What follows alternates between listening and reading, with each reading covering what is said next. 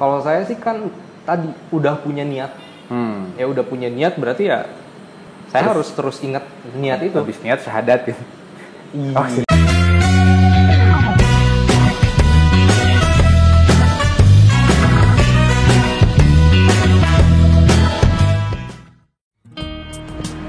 Halo, assalamualaikum warahmatullahi wabarakatuh. Kembali lagi bersama saya Iqbal dalam acara Idol Talk. Kali ini saya telah mengundang rekan saya di Rudi Russell. Ya, beliau adalah salah satu pengajar bahasa Jerman yang sudah lama berkecimpung dengan dunia Jerman dari semenjak kuliah. Dan kali ini kita akan mencoba untuk mencari atau beliau mungkin akan memberikan sedikit banyaknya pengalaman dan juga tips dan trik bagaimana belajar bahasa Jerman dengan baik dan benar sesuai ejaan yang disempurnakan. Oke, halo. Ini dia Herr Ajis ya. Halo Herr Ajis, apa kabar Anda? Alhamdulillah baik. Bagaimana? Kabar saya baik-baik saja juga. Jadi teman-teman, Herr Ajis itu adalah salah satu pengisi konten di, kalau teman-teman lihat Instagramnya Rudi Russell, yang orang yang mengeluarkan jurus, berbagai macam jurus di Instagram tentang penguasaan bahasa Jerman. Ini dia Herr Ajis gitu. Hari ini kita akan mengupas tuntas mengenai bagaimana Herr Ajis bisa mengeluarkan jurus-jurusnya dalam belajar bahasa Jerman. Oke. Bro, baik. Herr. Jangan kebiasaan sehari-hari ya. Herr Ajis, kita mau ngomong apa hari ini? Ya, Anda gimana? Oh iya, jadi gini Herr Ajis. Mungkin Herr Ajis bisa share ke semuanya tentang bagaimana awal mula Herr Ajis belajar bahasa Jerman gitu. Udah berapa puluh tahun sekarang? Dari zaman penjajahan enggak lah. Ya enggak. Oke, ya saya mulai belajar bahasa Jerman ya pas kuliah gitu. Pas kuliah tuh 2014 berarti kan. 2014 ya itu pertama kali banget saya belajar bahasa Jerman. Di SMA enggak, saya nggak belajar bahasa Belajarnya ya met kudasai. Saya belajarnya waktu itu bahasa Arab. Alhamdulillah. Serius? Ya, serius. Bahasa serius? Arab di SMA tuh. Aduh. Jadi, tapi nggak ngerti-ngerti gitu. Tapi alhamdulillah bahasa Jerman sekarang ya saya di sini lah sekarang. Oh, asik. Sama juga nggak ngerti. Iya. Nah, dulu kan komparasi buat belajar bahasa Arab nih ke bahasa Jerman gitu. Pasti shock dong gitu. Atau ya, gimana? lumayan lah. Karena banyak banget perbandingan atau perbedaan yang jauh banget dari bahasa Arab ya. Bukan cuma bahasa Arab sih sebenarnya, dari bahasa Indonesia juga sama gitu. Bahasa Cicalengka juga. Bahasa Cicalengka ya tau lah kayak gitu. Kayak saya nggak tahu sih. Ya kayak gitu sih. Bahasa Jerman. Tapi untuk Indonesia. kemudian beradaptasi dengan bahasa Jerman dan mulai menggemari bahasa Jerman, awalnya ya karena saya tujuannya pas awal kuliah tuh ingin ke Jerman gitu. Oke, jadi udah punya ancang-ancang dari awal. Iya. Bukan salah jurusan. Salah jurusan enggak. Enggak. Karena itu udah jadi pilihan saya, meskipun itu emang pilihan kedua. Tapi untuk terus mau coba, kan tadi udah punya motivasi di awal karena pengen ke Jerman nih gitu. Terus untuk kemudian mencoba untuk menguatkan diri bahwa bahasa Jerman tuh ketika di awal bahasa Jerman tuh gampang nggak sih? Gampang susah. Nah, gampang susah, berarti banyak gampangnya dibanding susahnya. Ya. Gampangnya 2 kali. gampang susah. Ya udah gitu lah. Ya. Bahasa Jerman punya banyak aturan yang rumit. Aturan hidup, Nggak gitu. Ya gramatiknya, ya tata bahasa kalau dalam bahasa Indonesia. Itu emang rumit banget. Kalau misalnya mau dibandingin dengan bahasa Indonesia, wah udah. Tapi kalau dibandingkan hidup Anda gimana? Sama rumitnya. Sama rumitnya. Ini mohon maaf ya. Kalau saya sama Ajis nggak pernah serius. Kita bercanda gitu. Jadi tapi mudah-mudahan bisa serius ini. Ini kita konten pendidikan baik. Harus serius. Kita coba mudah-mudahan bisa. Gitu. Ya, Pak Nadim ini untuk Anda ya. Oke, kita lanjut. Nanti kan dengan banyaknya aturan, dengan pasti kaget dan tadi gampang-gampang susahnya lah gitu. Tapi coba untuk terus punya motivasi. Nah, buat ngemotivasi supaya tetap on the track tuh, nggak itu juga gampang-gampang susah juga gitu. Iya. Kalau saya sih kan tadi udah punya niat. Ya udah punya niat berarti ya saya harus terus ingat niat itu. Habis niat syahadat gitu. Oh, serius. Okay. Ya kayak gitu sih, niat aja, niat saya ingin ke Jerman. Karena kan pas awal saya pendaftaran, ya pendaftaran ulang lah kan. Saya dijaring sama kakak tingkat ya gitu kan, dijelasin bahwa ada beasiswa. Wah, ini yang saya cari, yang saya pengen. Makin semangat. Ya, makin semangat gitu kan. Ya kalau belajar emang naik turun gitu. Tapi saya ingat lagi niat saya yang itu. Buat ya saya pengen ke Jerman kayak gitu. Itu sih intinya. Kita punya niat, kalau udah punya niat ya mau apa ya? Seturun apapun motivasi kita, ketika kita ingat lagi niat yang awal, ya otomatis gitu. Nggak otomatis sih. Jadi kita udah harus coba gitu. Ya. Nah, tapi sempat nggak sampai di titik ngedrop buat ya udahlah nggak apa-apa lah, nggak ke Jerman juga. Nggak ngedrop sih. Jadi kan kayak ini tergantung apa ya, kayak sayanya juga gitu. Kalau misalnya saya pengen ke Jerman ya harus ke Jerman. Kalaupun enggak ya ada kesempatan yang lain. Oke. Ya, misalnya nggak pas kuliah kah, atau misalnya udah beres kuliah bisa jadi. Jadi nggak pun nggak apa-apa gitu. Ya itu ya hidup lah kayak gitu. Hidup fluktuatif. Ya. Ketika kita nggak dapet apa yang kita inginkan, bukan berarti itu akhir gitu kan. Oke. Itu permulaan after life ya. Afterlife. Tapi yang jadi motivasi terbesar seorang Her Ajis untuk gue harus ke Jerman apa ya? Untuk sebenarnya untuk diri sendiri sih kalau saya sih. Ya, ada pembuktian pada mantan, ayo man, kata gimana? Itu saya sebenarnya. Oh, Anda lebih. Saya gitu dulu gitu. Enggak. Jadi ya Rikma gitu ya. Ke Jerman tuh. Kita ngomongin Anda, bukan ngomongin saya. Itu ngomongin Anda itu. Saya nanti kapan-kapan. Untuk diri saya sendiri sih, kayak apa ya? Pembuktian diri untuk diri sendiri, apakah saya bisa atau enggak gitu. Bukan untuk orang lain sih, karena ya apapun juga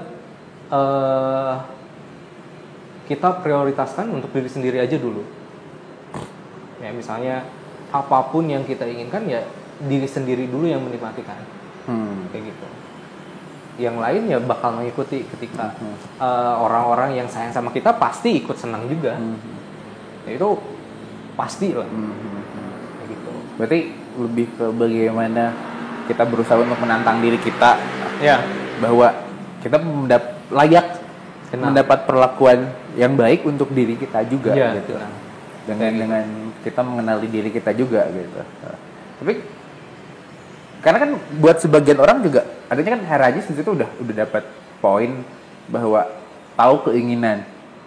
Katakanlah ada keinginan, ada kemauan. Ya. Dan Her Ajis sudah tahu di situ bahwa porsinya bahwa saya sudah ingin ini gitu. Dan sampai situ, tapi ada juga sebagian yang punya keinginan tapi berdasarkan bukan pada diri sendiri. Ya. Tapi karena wah sini udah di Jerman, gue ikut sini udah di itu Jerman juga nggak salah. So hal itu juga boleh aja. Karena ya manusiawi lah. Ketika kita melihat orang lain dan kita ingin menjadi seperti itu, ya idol kan. Ya jadi kita mengidolakan seseorang atau kita ingin mengikuti jejak seseorang, jadi ikut Indonesian Idol gitu. Serius. Ya, jadi kita ingin ya mengikuti dia sana, kan? Kayak contohnya banyak orang mengidolakan ya misalnya BTS lah. Oh saya nggak tahu siapa BTS. Ya BTS berarti kan banyak orang yang ngantri di McD. Kok saya tahu ya? Ya kayak gitu. Terus di McD banyak kan. Terus juga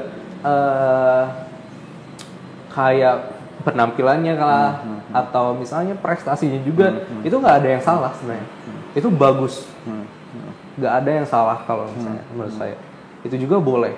Kita mengikuti orang lain atau juga punya tujuan, tapi ya diarahkan orang lain, sebenarnya boleh-boleh saja. Tapi ya kita juga harus bisa mengikuti apakah si tujuan tersebut cocok untuk kita atau enggak. Oke. Gitu sih. Jadi lebih ke lagi-lagi ya tahu dari jadikan sebuah motivasi tersendiri buat kita. Dan kita juga harus tahu ini sesuai dengan passion kita nggak gitu. Benar. Gitu. Kayak gitu. Jadi jangan sampai karena ya udah ikut-ikutan gitu. Ya misalnya Tarikul nih punya pacar di Jerman. Terus ingin ke Jerman gitu kan. Karena hal tersebut ya oke, itu nggak salah gitu. Nggak salah, sekarang nggak. Itu salah sekarang. Tapi ya mungkin ketika kita benar-benar itu jadi tujuan utama kita ke Jerman yaitu, dan nantinya tadi misalnya putus nih ya. Misalnya putus ya itu jadi bukan apa? Misalnya itu contoh sih, realitas sih itu. Itu realita. Begitu. Iya itu. Ya jadi kayak kita bakal kehilangan semangat itu. Jadi oke, kita punya tujuan dasarnya dari orang lain. Tapi ya itu kita ambil untuk diri kita sendiri. Gitu. Kita mau apa di sana? Kayak gitu sih menurut saya. Lagi-lagi ya berarti lebih ke lihat diri kita dulu gitu. Selalu kenali diri kita gitu. Jadi benar. Motivasi apapun juga dari manapun sebenarnya motivasi bisa didapat gitu. Tapi motivasi terbesar itu adalah diri sendiri gitu. Iya, karena kalau dari diri sendiri nggak ada, ya udah bahasa Sundanya mah lapur. Dan ya. Oke, nah terus sampai ke momen Herajis ini jadi adalah salah satu penerima salah satu dari 3. Salah 3 di Jawa Tengah dong, kejauhan. Jadi Herajis salah satu kandidat yang mendapatkan beasiswa ke PH Heidelberg. Ya, di Heidelberg tahun 2000. Tahun kolonial itu 1940. Ini tahun 2017 ya? 17 gitu.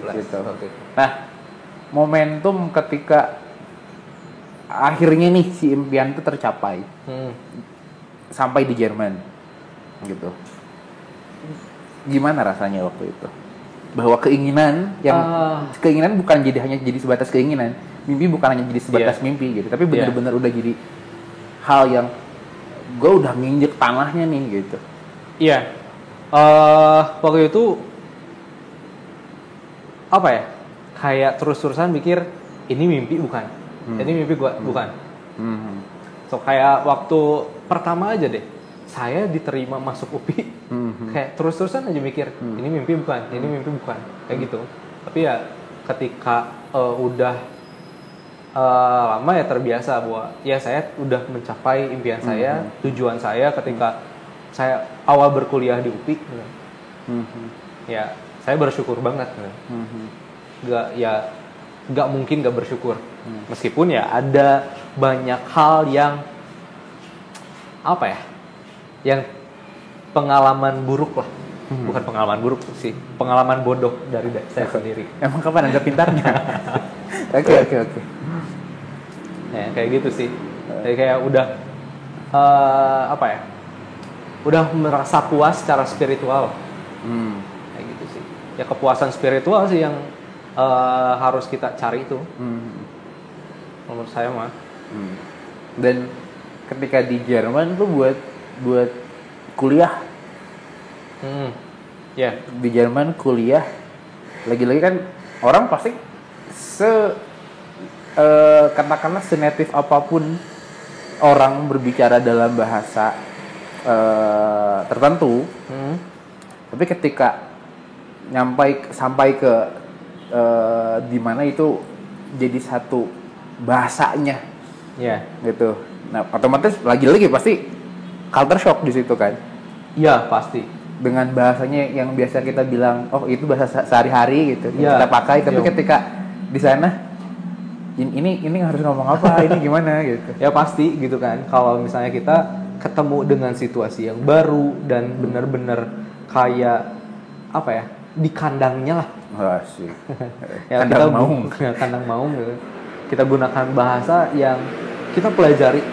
Ya saya belajarinya berarti waktu itu tuh kurang lebih selama 3 tahun tuh kan. Selama 3 tahun ya saya suka ini aja, bingung mau ngomong apa, terus saya benar-benar mikir kayak, wah ini saya ngomong gramatiknya bener atau enggak. Takut apa ya, takut tidak berterima untuk orang gitu. Gitu, kayak orang nggak bakal mengerti atau apa gitu. Kamu salah gitu diomongin sama orang Jerman kayak gitu. Ya ada ketakutan buat diri sendiri kayak gitu. Tapi ya ketika ngobrol langsung dan kita coba ungkapkan apapun yang ada di dalam pikiran kita, kita coba aja gitu, coba yang terbaik menggunakan tata bahasa yang benar, yaitu nanti mengikuti lah. So perasaan terbiasa itu mengikuti kalau udah di sana. Oh yang penting dibiasain dulu. Iya. Gitu. Benar. Jangan malu-malu. Untung Anda orangnya nggak malu-malu ya. Anda malu-maluin. Iya. Saya malu-maluin bener. Jadi santai. Masih bisa masuk gitu. Dan untuk survive nih itu selama 6 bulan ya? 5 bulan. Oh 5 bulan gitu. Ya, selama 5 bulan di Jerman dan harus selalu menggunakan bahasa Jerman. Karena mungkin tadi karena kita ngebiasain jadi lama-lama terbiasa gitu ya. Ya. Dan gimana sih gitu. Lagi-lagi saya selalu nanya gimana sih rasanya ngomong bahasa Jerman langsung di tempatnya, langsung di kandangnya. Itu jadi habit kita selama 5 bulan ke depan. Ya, kalau terus-terusan ngomong Jerman sih enggak ya. Karena saya juga sama teman kan di sana, sama Ilham kan teman saya ngomong bahasa Sunda terus sama Putri ngomong bahasa Indonesia. Tapi ya kalau emang sama orang Jerman ya naturally kita harus ngomong bahasa Jerman. Itu mau nggak mau lah. Kita mau mix bahasa Inggris ya itu oke, kayak problem kan. Tapi ya buat apa kalau kita terus-terusan ngomong bahasa Inggris sedangkan yang kita pelajari, yang saya pelajari selama 3 tahun itu bahasa Jerman, kayak gitu. Jadi ya bakal ya nggak berguna gitu. Ya, itu juga proses pembelajaran gitu. Ya, jadi untuk siapapun nanti yang terbang ke Jerman, ya pergi ke Jerman ya biasain aja. Jadi jangan pernah merasa takut bahwa wah saya nanti ngomong salah diketawain nggak ya? Enggak. Orang Jerman sana ya pasti ngerasa wah kamu kok bisa hebat banget gitu, kamu hebat ngomong bahasa Jerman, misalnya apalagi di sini kan anak-anak Rudy Russell belajarnya dalam waktu yang singkat kayak gitu. Ya itu mereka pasti sangat-sangat apresiasi. Ya sangat terpukau gitu. Ya meskipun ya dengan seadanya. Seadanya. Kadang kayak kita banyak jedanya gitu kan. Ketika berbicara terus ada mikir dulu. Oke, itu bagus kalau buat mereka. Mereka udah ngerasa seneng gitu. Kayak gitu. Lagi-lagi ya, berarti pola pembiasaan itu harus dari awal. Ya. Bahwa kita punya satu tantangan, misalkan kita belajar bahasa Jerman. Kita dari awal ngebiasain gitu. Nah, untuk tadi kan karena mungkin saya juga punya pembiasaan, Herajis juga punya pembiasaan. Nah, pembiasaan Herajis dari awal kuliah dengan belajar bahasa Jerman sampai ke Jerman waktu itu, pembiasaan apa dalam konteks pembelajaran ini? Ketika belajar bahasa Jerman. Saya tuh tipe pembelajar yang pure di kelas. So di kelas, jadi maksudnya kayak di kelas ya saya perhatiin gitu. Saya belajar. Di luar nggak diperhatiin. Kalau misalnya di luar saya kadang malah jarang lah. Jarang belajar di kosan, paling cuman buka dikit, oke, beres, males ah. Atau di luar juga sama kayak gitu. Pembiasaannya ya mungkin di kelas saya dengerin, meskipun emang saya pernah ditegur sama dosen saya melawung. Apa sih melawung dalam bahasa Indonesia? Melamun mulu gitu. Tapi ya saya coba untuk serap baik-baik apa yang dosen sampaikan atau guru sampaikan di dalam kelas gitu. Jadi ketika ada pertanyaan pun ya saya tanyakan di sana. Ketika ada yang nggak mengerti, saya tanyakan di sana. Jadi jangan pernah takut untuk bertanya. Kayak gitu sih pembiasaan saya itu. Berarti lagi-lagi itu kita konsentrasi, kita fokus. Benar. Di ketika lagi ada masalah sama pacar mungkin waktu itu, tapi tetap di kelas fokus gitu. Ya, mau nggak mau apapun situasinya, mau ada meteor jatuh pun nggak gitu juga Pak. Kalau ada meteor jatuh, kecelakaan dong, itu bahaya. Ya pokoknya mau ada apapun terjadi pada diri kita, ketika kita di kelas kita harus coba fokus gitu. Ya kalau misalnya emang nggak bisa fokus ya minta izin untuk keluar gitu kan, atau kayak gimana, ke toilet, cuci muka, ya nongkrong. Nggak nongkrong juga ya, toilet, cuci muka, balik lagi kelas. Bisa balikin fokusnya nggak? Kayak gitu. Berarti nggak nge-manajemen waktu di situ ya? Berarti kapan kita situasi buat work hard, kapan kita situasi buat play hard? Ya benar ya, pokoknya kita tahu diri lah. Tapi untuk di poin pembiasaan lagi di situ ya, pembiasaan dimanapun situasi kapanpun coba aja pakai bahasa Jerman itu. Dan apa yang Herajis rasakan dari situ gitu, setelah dengan pembiasaan diam sendiri di kosan ngomong pakai bahasa Jerman, orang ada yang nyinyir gitu kan, ini ngapain sih orang ngomong bahasa Jerman terus, gak ngerti gitu. Karena saya juga sama sebenarnya gitu. Kayak di rumah ada channel DW kan, yang di situ saya nonton, orang rumah pada ngapain sih gitu, ini enggak asik sendiri katakanlah ya. Nah tapi yang lagi bisa rasakan dengan bentuk pembiasaan itu sampai sekarang gitu, ke tahapan belajarnya sampai proses belajar dari itu, dan sekarang rasakan ada efeknya loh dari situ tuh. Iya gitu. pasti ketika kita membiasakan, apalagi ya bahasa gitu kan, bahasa ya fungsi dasarnya emang kita gunakan untuk komunikasi kan. Kita ya komunikasi dengan alam, itu berarti komunikasi dengan alam gaib sendiri ya. Ketika kita nggak bisa berkomunikasi secara langsung, ya udah kita coba untuk diri sendiri. Ya misalnya ketika ya kegiatan sehari-hari aja. Misalnya kita menulis sebuah surat. Coba bahasa Jermanin kegiatan sehari-hari kita. Ich schreibe einen Brief. Kayak gitu. Terus misalnya saya ingin ke toilet. Saya ingin mandi. Ich möchte zur Toilette oder zum Bad gehen. Ich möchte duschen. Ich möchte mich duschen. Kayak gitu aja. So jadi dari kegiatan sehari-hari kayak kita ngomong sendiri aja ketika melakukannya kah, atau sebelumnya atau setelahnya, bebas. Nah terus satu lagi sih pembiasaannya, ini bukan pembiasaan sih, kayak yang pantas dicoba adalah ngajarin ke teman. So itu pasti benar-benar ngebantu kita dalam pembelajaran bahasa Jerman. Ketika misalnya kita ngerti sebuah materi tapi teman kita enggak, kita coba jelasin dengan bahasa kita sendiri. Nggak apa-apa. Misalnya kita, saya takut salah ngejelasinnya, ya coba aja dulu. Ketika ada misalnya yang kan nih anak-anak RR contohnya sekarang, ya murid-murid RR kan punya guru. Ketika sama temen belajar, terus ada yang keliru dikit gitu kan, tanyain, Frau, Herr, saya diajarin sama ini kayak gini, tapi Herr sama Frau ngejelasinnya kayak gini, so yang benar yang mana, Herr atau Frau, gitu aja. Coba nanti ada yang membenarkan, ada yang ngebimbing kan kayak gitu. So cobain aja kita dalam hal apapun sebenarnya. Ketika kita mengajarkan orang ilmu yang kita punya, ilmu kita nggak bakal berkurang, tapi otomatis malah bertambah gitu. Nah, lagi-lagi poinnya tadi adalah motivasi dan buat untuk kita menantang diri kita gitu.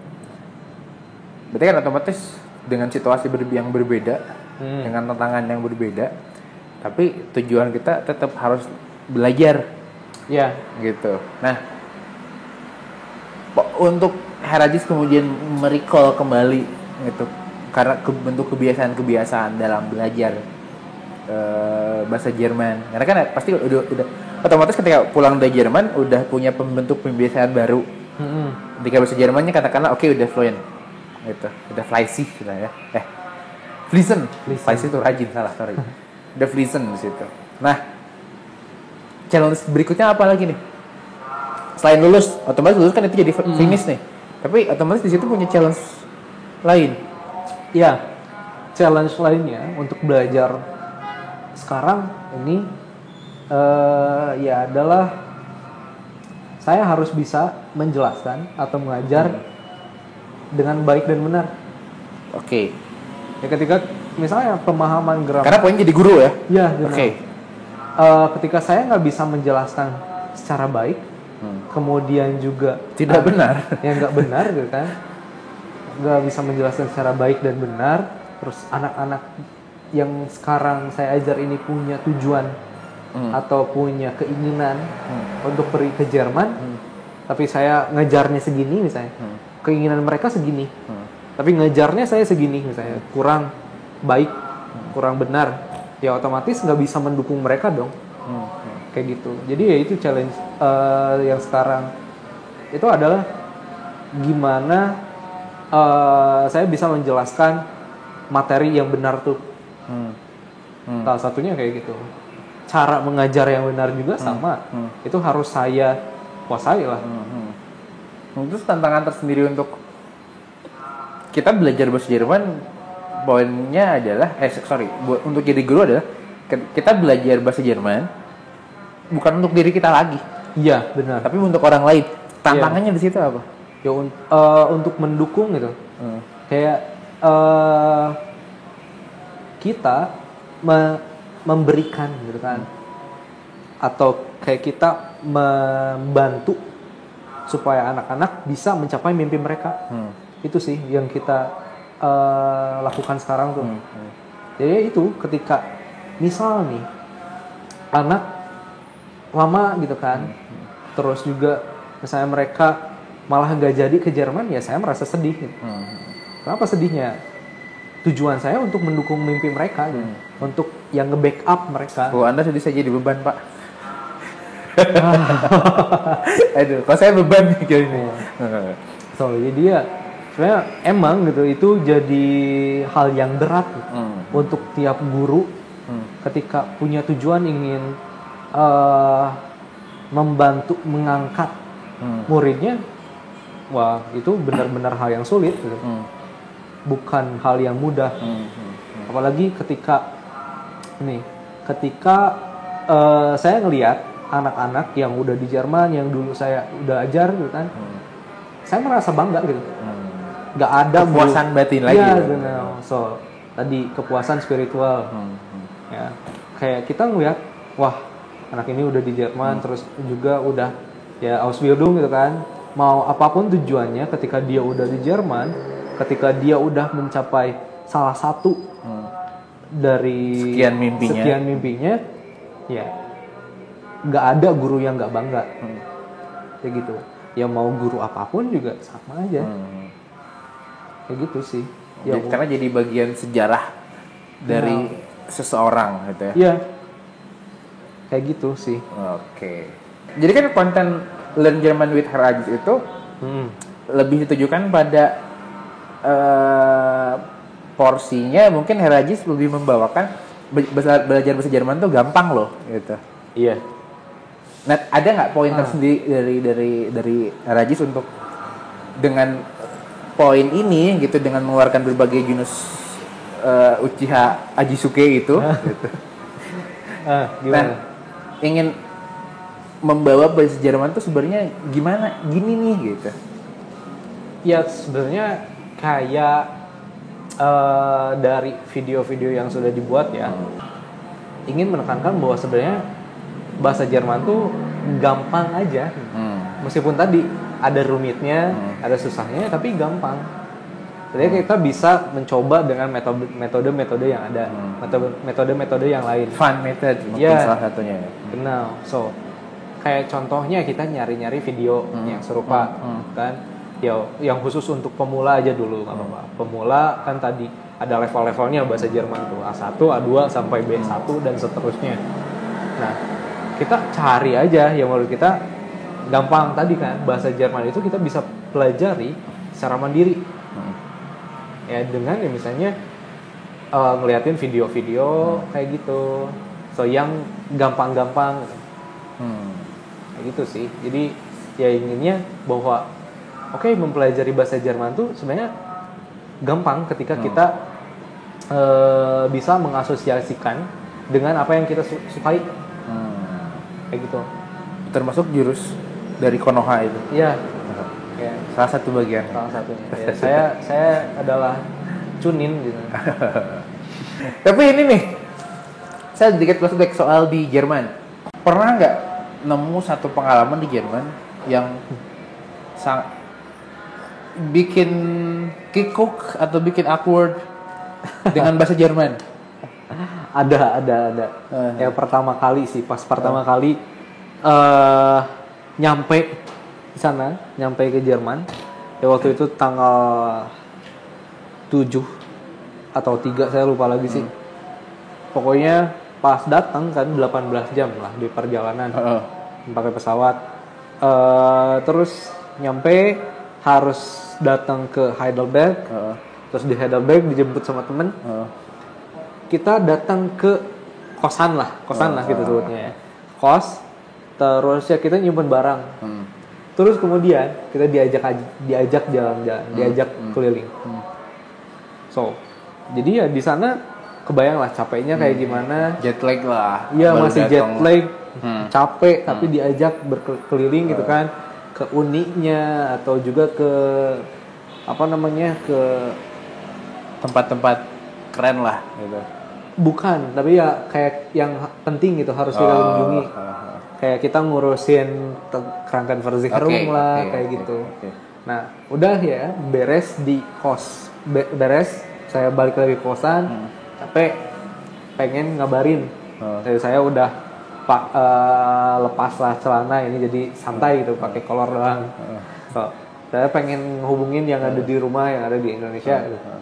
So, kalau udah sampai, udah beres, nah tapi nggak ada jaringan kan, saya nggak pakai roaming kayak gitu, tapi ya nyari wifi gitu. Ada nggak sih di sini wifi?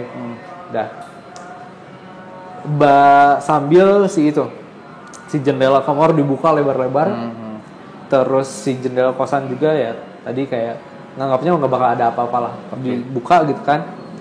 Terus saya keluar dari kamar, ya kamarnya kan ada 2 kamar gitu. Terus ini keluar, saya bukain gitu, diamin, nggak dipegangin. Keluar, tengok kanan kiri, jeblok, langsung tutup kan? Langsung tutup, nggak bisa dibuka. Panik, udah mendingin, di luar 7 derajat kalau nggak salah. Cuma pakai kolor, kemeja gitu, pakai flanel ya, oke. Bingung, nggak ada sinyal, mau minta tolong siapa? Terus bingung. Ke bawah gitu kan, mau nyari apa gitu, informasi bisa atau enggak. Terus lihat gitu, ada pintu ya, ada kamar yang si lampunya nyala, karena kan emang lagi masa liburan gitu, jadi ada yang nyala. Saya ketok minta tolong, tapi di sana karena panik ya hilang aja semua, buyar. Bahasa Jerman nggak tahu mau ngomong apa, bahasa Inggris nggak tahu mau ngomong apa, akhirnya pakai bahasa isyarat. Bahasa Inggris tapi kayak mix gitu. Bahasa Inggrisnya juga kayak karena panik gitu, karena panik dan bingung gitu. Itu baru pertama kali nyampe, capek, panik, bingung, wah kecampur semuanya. Dan malu juga pasti. Ya, sebodoh apa sih sampai ke kunci keluar gitu. Gitu tapi solve kan akhirnya kan? Iya, jadi dibantuin. Oh, sama yang itu? Iya. Oke. Dibantuin nelpon apa namanya? Hausmeister, ya si bapak kos lah kalau kita sebut di sini. Ya kan dapat kunci itu. Datang gitu kan, bukain kunci, tinggal tap gitu doang, tap. Dia bilang, "35 Euro bitte." Oh, 35 berarti 35 euro. Ya, 35 euro berarti ya kurang lebih 500 ribuan lah. Saya bayar itu di hari pertama. Sodakoh ya. Tapi kebayar dong sama uang beasiswa. Aman. Ya gitu tetap aja gitu kan. Di minggu pertama, di hari pertama, gimana nggak kaget tuh? Setiap orang pasti akan punya pengalaman kikuknya ketika ke Jerman gitu mungkin ya. Sebenarnya bukan cuma di Jerman, dimanapun pasti dimanapun ya. Gitu. Cuma ya itu tadi gitu. Asal kita tetap mau nyoba, ya enjoy aja. Gitu. Ya khususnya di Jerman. Itu jadiin pengalaman lah. Benar. Meskipun pengalaman buruk juga ya. Ya pokoknya jadi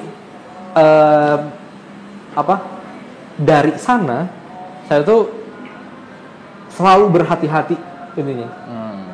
Dari pengalaman satu tersebut dan pengalaman bodoh yang lainnya juga itu saya belajar dari pengalaman tersebut supaya saya lebih berhati-hati dalam sikap dalam untuk diri saya sendiri apalagi kan kayak kunci selalu dibawa terus sampai sekarang gitu tiket ya pasti kayak gitu ya dulu di sini ya kadang saya suka lupa gitu kan kunci kosan gitu kan tapi ya kalau di sana ya apalagi gak di rumah sendiri Indomaret gitu jadi bingung gitu kalau misalnya mau kemana-mana gitu. Oke, siap. Oke, terakhir mungkin ya Regis yang mau Regis share atau tadi juga udah share banyak sih sebenarnya, tapi apa yang poin paling penting harus selalu kita kuatkan buat orang yang punya mimpi, orang yang lagi belajar dan orang lagi menggapai mimpi di situ. Apa yang harus selalu kita kuatkan dalam tujuan itu? Ya, pokoknya tujuan, niat, alasan ya kenapa kita ingin belajar bahasa Jerman. Itu aja sih. Bukan cuma bahasa Jerman, semua hal pun sama gitu. Tujuan kita apa? Kita udah punya tujuan, udah punya keinginan, kemauan, apapun namanya lah, kebutuhan juga bisa kita sebut. Kalau kita nggak usahakan, ya nggak bakal tercapai gitu. Kita punya tujuan dulu, kita usaha, hasil di akhir. Jadi jangan terpatok dulu ke hasil. Wah, hasilnya nanti nih saya bakal gagal, saya bakal sukses kan belum tentu gitu. Itu belum pasti dalam hidup tuh. Jadi ya yang bisa kita lakukan sekarang adalah ingat tujuan kita, kemudian usaha yang terbaik. Hasil jangan dulu, itu mah nanti, urusan nanti. Tujuan, usaha, doa juga pasti. Dan gitu. Yang paling penting enjoy prosesnya. Ya, enjoy prosesnya. Oke. Enjoy usahanya kayak gitu. Mantap. Akhirnya ada cara lain lagi. Siap, mantap. Oke, mungkin itu. Makasih banyak udah banyak share di acara sama-sama. Saya. Nanti kapan-kapan Anda undang saya ke acara Anda dong. Acara ada jurus. Oke. Enggak. Jadi mungkin teman-teman yang mau nanya-nanya gimana belajar jurus Chuninnya itu gitu dan lain sebagainya, mungkin bisa follow langsung ke Instagram Ajis namanya. Boleh di-share mungkin? Apa ya?